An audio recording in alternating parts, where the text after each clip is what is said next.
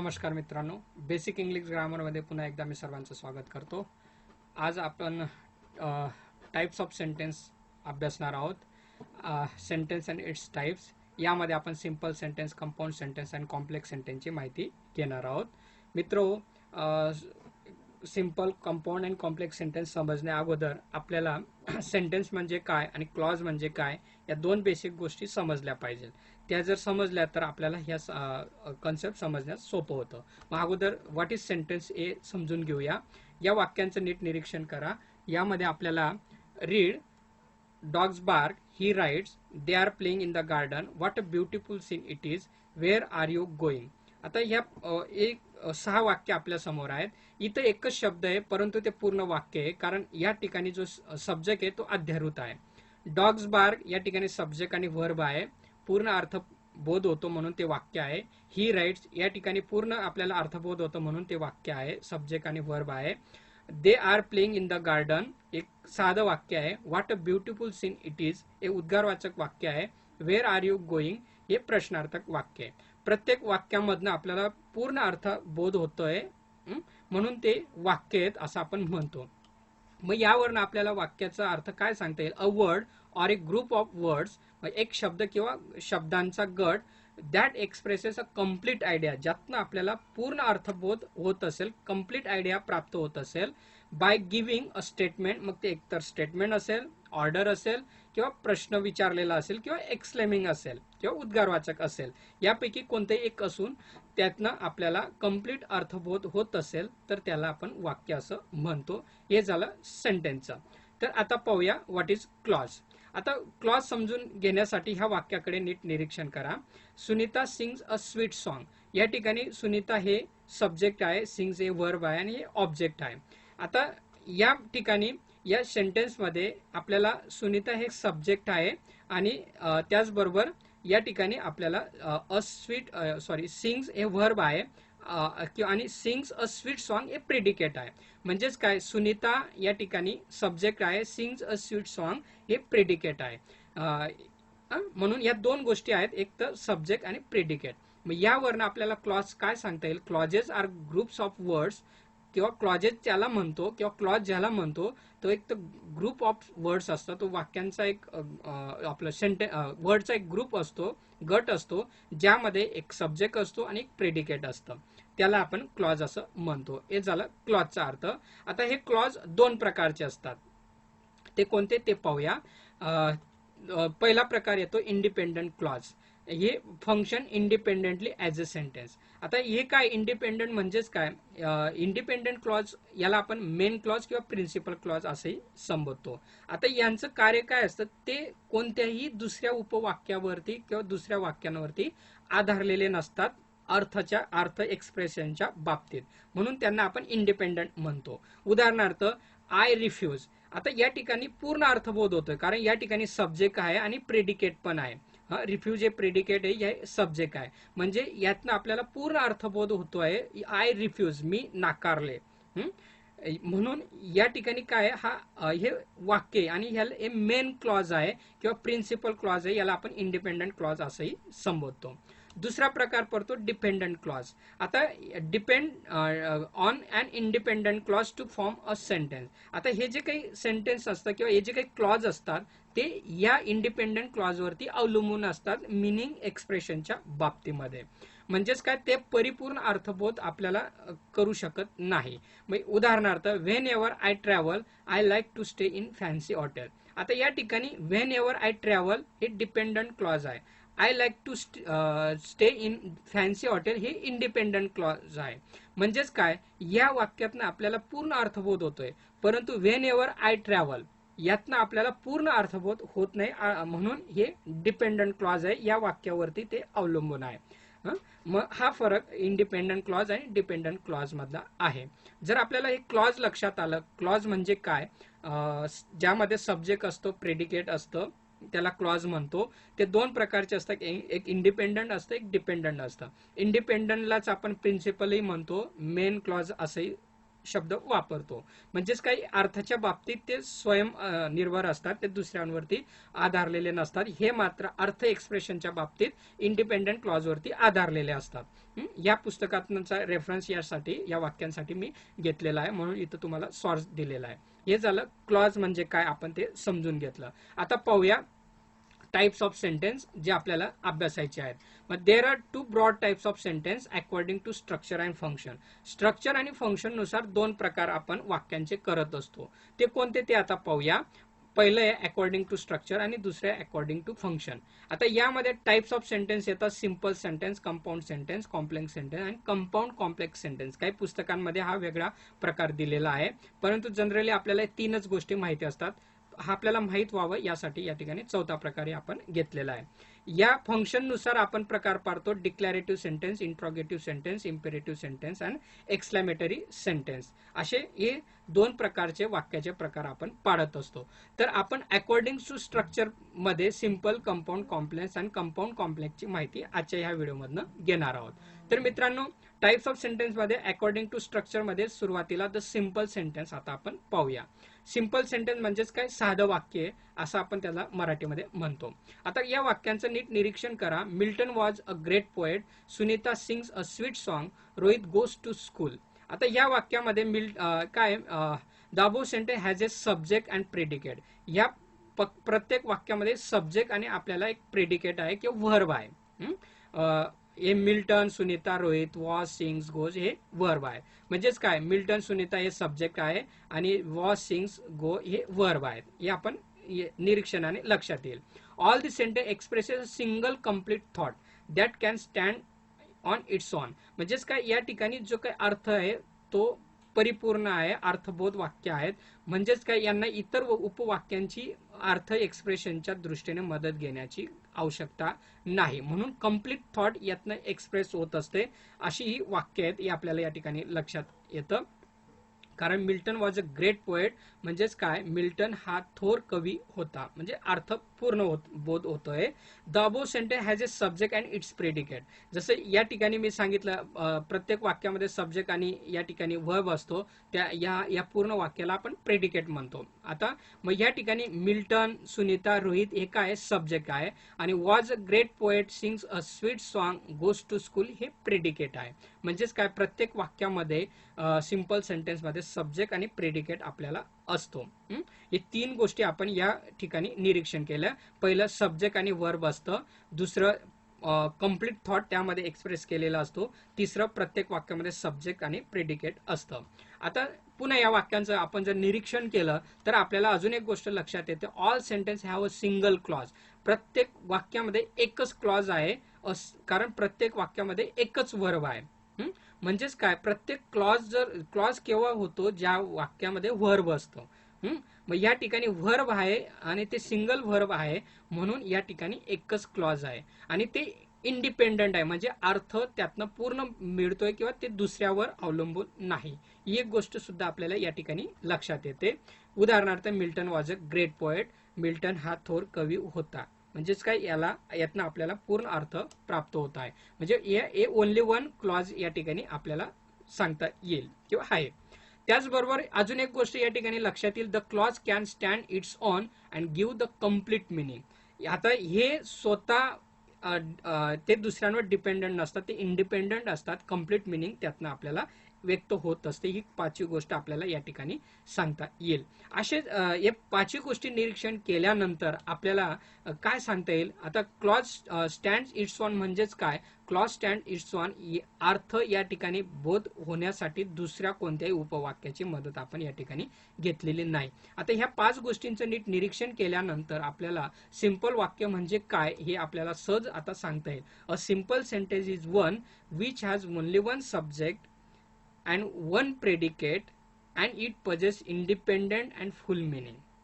येतं लक्षात. आपण या पाचही गोष्टी नीट निरीक्षण केला. काय काय सांगितलं. A simple sentence is one which has only one subject. प्रत्येकामध्ये एक सब्जेक्ट असतो, प्रत्येकामध्ये एक प्रेडिकेट असतं, ते इंडिपेंडंट असतं आणि त्यातनं पूर्ण अर्थबोध आपल्याला होत असतो. ह्या गोष्टी ज्या वाक्यामधून किंवा ज्या क्लॉजमधून आपल्याला व्यक्त होत असतील त्याला आपण सिंपल सेंटेन्स असं संबोधतो, याला आपण सिंपल सेंटेन्स असं म्हणतो.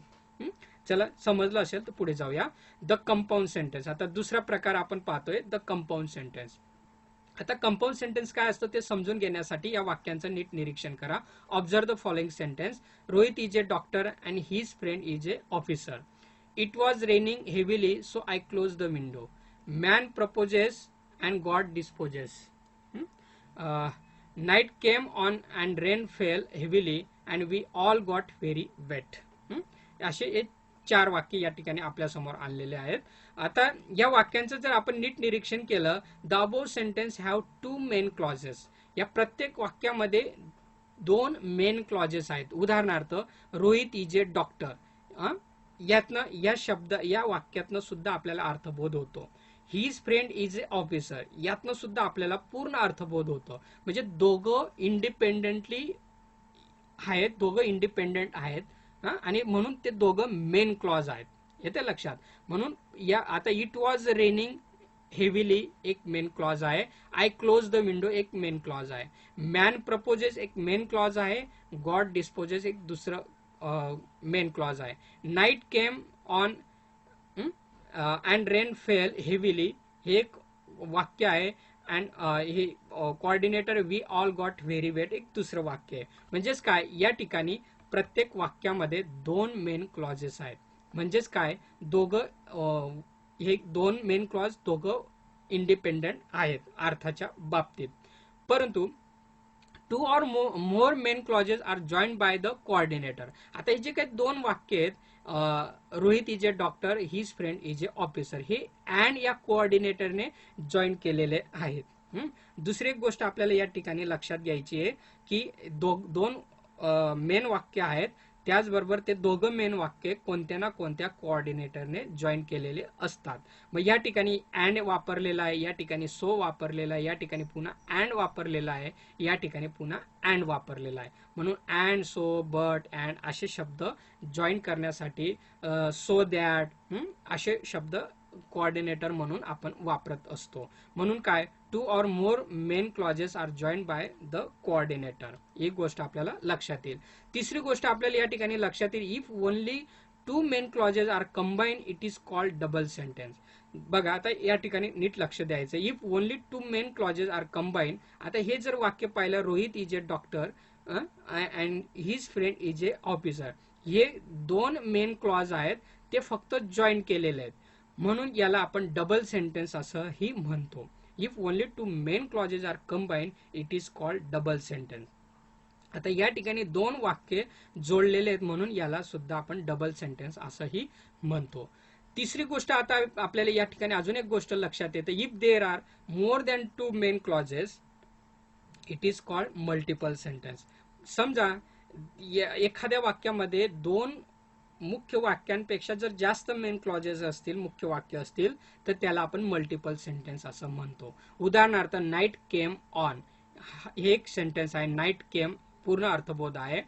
त्याच्यानंतर रेन फेल हेवीली हे सुद्धा first main principal clause, second main principal clause and third main और principal clause we all got very wet.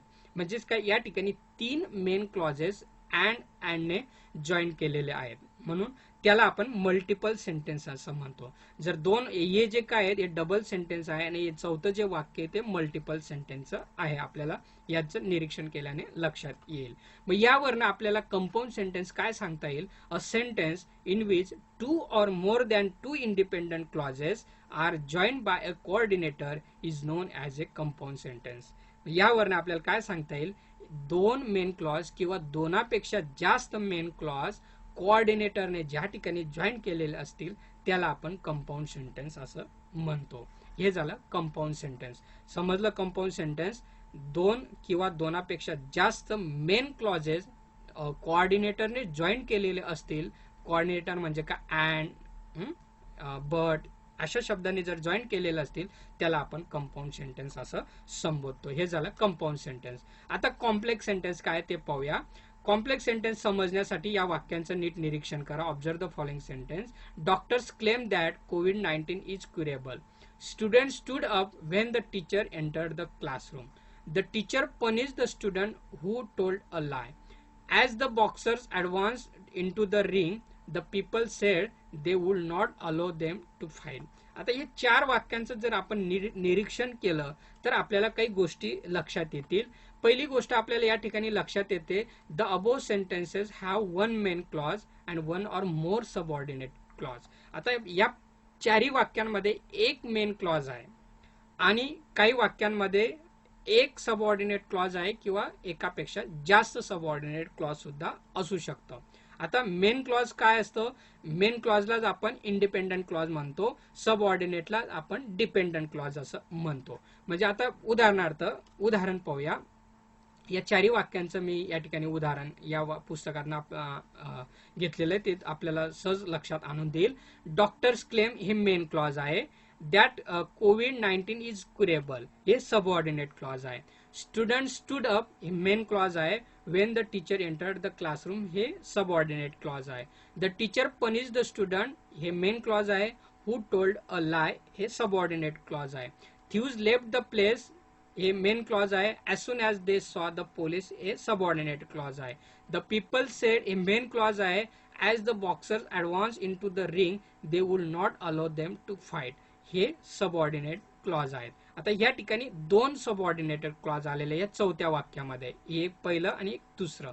म्हणजेच काय, यावरून आपण काय निरीक्षण केलं की प्रत्येक वाक्यामध्ये एक मेन क्लॉज असतो आणि एक किंवा एकापेक्षा जास्त सबऑर्डिनेट क्लॉज असतात.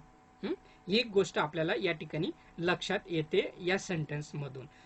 आता यांना मेन क्लॉज का म्हणतो? डॉक्टर्स क्लेम यातनं पूर्ण अर्थबोध होतो, परंतु या वाक्यांचा अर्थबोध घेण्यासाठी या वाक्यांचा आधार घ्यावा लागतो, म्हणून यांना आपण सबऑर्डिनेट म्हणतो आणि यांना मेन क्लॉज म्हणतो. ही गोष्ट आपण मागे पाहिली. आता पुन्हा या वाक्यांचं नीट निरीक्षण केलं तर अजून एक गोष्ट आपल्याला लक्षात येईल. हे जे काय द पीपल सेड हे मेन क्लॉज आहे. सबऑर्डिनेट क्लॉज काय? ॲज द 4थं वाक्य बघा, द पीपल सेड हे मेन क्लॉज आहे. आता मेन क्लॉज या ठिकाणी मध्ये आहे, ते कोणत्याही ठिकाणी असू शकतं, असं बंधन नसतं, ते सुरुवातीलाच असावं. द पीपल सेड हे मेन क्लॉज आहे. सबऑर्डिनेटेड क्लॉज दुसरं जे काय, as the boxer advance into the ring हे सबऑर्डिनेटेड क्लॉज आहे, परंतु त्याला ॲडव्हर्ब क्लॉज आपण म्हणतो. ते ॲडव्हर्ब म्हणून या ठिकाणी आलेलं आहे, म्हणून त्याला ॲडव्हर्ब क्लॉज आपण म्हणतो. त्याचबरोबर दुसरं जे सबऑर्डिनेट क्लॉज आहे, दे would not allow them to fight हे नाउन क्लॉज म्हणून या ठिकाणी आलेलं आहे. म्हणजेच काय, या 4थ्या वाक्यामध्ये आपल्याला एक मेन क्लॉज आहे आणि 2 सबऑर्डिनेटेड क्लॉज आहे. ते सबऑर्डिनेट क्लॉज वेगवेगळ्या प्रकारचे असतात, ॲडव्हर्ब क्लॉज, नाउन क्लॉज वगैरे. आपल्याला त्यात आता ते बघायचे नाहीत, परंतु सबऑर्डिनेट क्लॉज हे आपल्याला लक्षात आणायचे आहेत, म्हणून या ठिकाणी माहितीसाठी आपल्याला ते दिलेले आहेत. म्हणून काय, यावरून आपल्याला काय लक्षात येतं की वाक्यामध्ये एक मेन क्लॉज असतो आणि एक किंवा एकापेक्षा जास्त सबऑर्डिनेटेड क्लॉज असतात. दुसरी एक गोष्ट आपल्याला या ठिकाणी लक्षात येते, a dependent clause either lacks a subject or a verb. जे काही डिपेंडंट क्लॉज असतात, आता उदाहरणार्थ ॲज आणि दे, हे जे काही यांच्यामध्ये सब्जेक्ट असेल किंवा नसेल, व्हर्ब असेल किंवा नसेल, ऑर हॅज बोथ किंवा दोघंही असू शकतात, a subject and a verb that does not express a complete meaning. परंतु त्यातनं जरी असले, त्यातनं पूर्ण अर्थबोध आपल्याला होत नाही. एक गोष्ट आपल्याला या ठिकाणी लक्षात घ्यायची आहे. म्हणजेच काय, या सबऑर्डिनेटेड क्लॉज मध्ये आपल्याला अर्थपूर्ण प्राप्त होत नाही, परंतु मेन क्लॉज मध्ये अर्थपूर्ण होत असतो. उदाहरणार्थ, as the boxers advance into the ring they would not allow them to fight. या दोघं वाक्यातनं आपल्याला पूर्ण अर्थ प्राप्त होत नाही जोपर्यंत आपण या वाक्याचा अर्थ घेत नाही. म्हणजेच काय, हे सबऑर्डिनेटेड क्लॉज आहे, हे आपल्याला या ठिकाणी सांगता येईल. हे सोर्स या पुस्तकाचा मी या ठिकाणी घेतलेला आहे, म्हणून या ठिकाणी तुम्हाला दिलेलं आहे. आता पुढे अजून काही गोष्टी आपल्याला निरीक्षण करायच्या आहे. डॉक्टर्स क्लेम दॅट, या ठिकाणी दॅट आलेला आहे, इथं व्हेन आलेला आहे, इथं हू आलेला आहे, इथं ॲज आलेला आहे. यालाच काय म्हणतो, complex sentence always has a subordinator. Complex sentence मध्ये दॅट, व्हेन, हू, हॅज असे सबऑर्डिनेटर येतच असतात.